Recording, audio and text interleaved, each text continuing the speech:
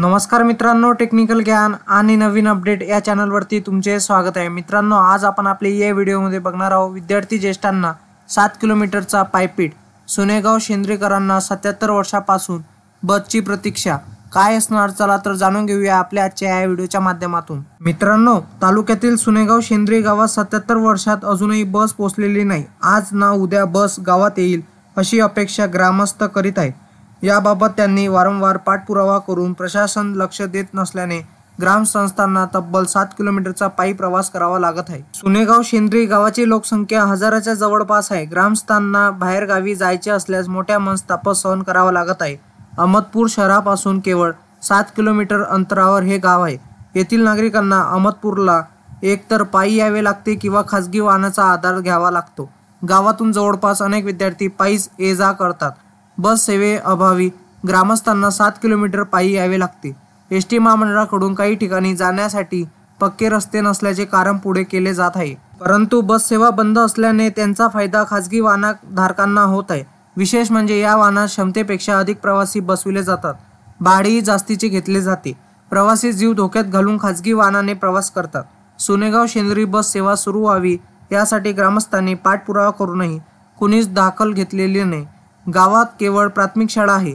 पुढील शिक्षणासाठी अहमदपूरला यावे लागते।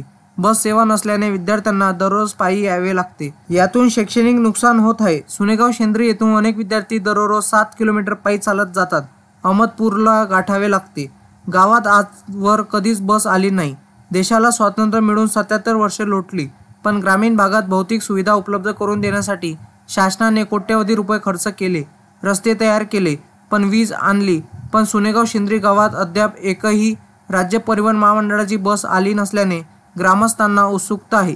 गेल्या अनेक वर्षापासून बससाठी पाठपुरावा करणाऱ्या ग्रामस्थांना ना शासन प्रतिसाद देते ना लोकप्रतिनिधी प्रतिसाद देतात। बस सेवा नसल्याने विद्यार्थी आणि ज्येष्ठांना अडचणी येत आहे। ग्रामीण भागात अद्यापही बस सेवा सुरळीत नाही।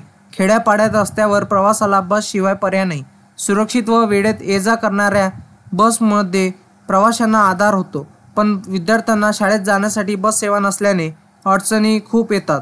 याचाच फायदा अवैध प्रवासी वाहतूक करणारे उचलत असून प्रमाणापेक्षा अधिक प्रवासी भरून वाहतूक सुरू आहे। अशा वाहनापासून प्रवास करताना विद्यार्थ्यांसह ज्येष्ठ नागरिकांचा अडचणीचा सामना करावा लागत आहे। मतदानावर बहिष्कार टाकूनही बस सेवा मिळेना। सुनेगाव शेंद्रे गावात देशाला स्वातंत्र्य मिळून 77 वर्षे झाली तरी गावकऱ्यांनी अद्यापपर्यंत गावात बस तर पहिलीच नाही, परंतु गावाला पक्का रस्ता व पक्का पूल नाही।